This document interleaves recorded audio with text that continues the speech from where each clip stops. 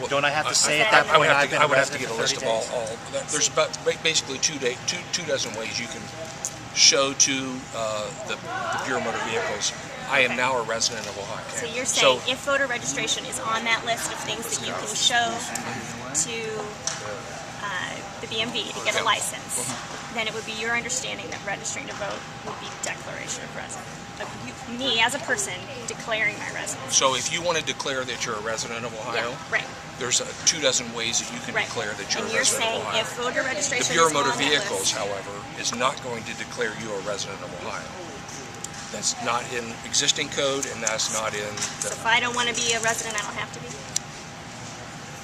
See, I'm really confused because I'm sorry, John, if registering to vote is one of the ways that shows that I'm declaring to be a resident, then it sounds like right. If it's in code. That's the current code. Is what you're saying. Okay. So then, out-of-state college students, if they register to vote under that reasoning, are declaring their Ohio residents. That's what the code says. No, when you declare you want to be an Ohio resident, No, I'm asking. 30 days. I'm asking. An out-of-state college student comes here and registers to vote.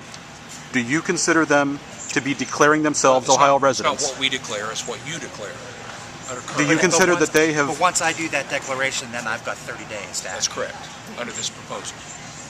Right. So anything on that list, I think what we need to check, if I'm understanding you right, is whether registering to vote is on that list of 24 things. And in your mind, anything on that list is me declaring my residency in the state of... No. Well, okay, well then explain. What, do you see... I've got to go to another event, but... This is a problem because you're the only one here to answer The governor's office wouldn't answer the questions, so you're it. Yeah, I think when you're talking about voting, you need to talk to the Secretary of State's office. I can only talk But he says it's all you guys. He says it doesn't have to do with him. It has to do with DPS. I'm talking about voting.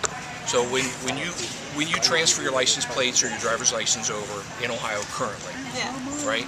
It's when you declare you're a resident of Ohio. When you initiate that action, right? That doesn't change. When you initiate that action as an individual and you're declaring you're a resident. Yeah. So is your understanding then that if out-of-state students didn't have to get licenses before when they registered to vote, because that part has been struck from the bill? That's correct. There's no change to that? That's correct. Okay. That's correct. So no change to what I have to do as an out-of-state student?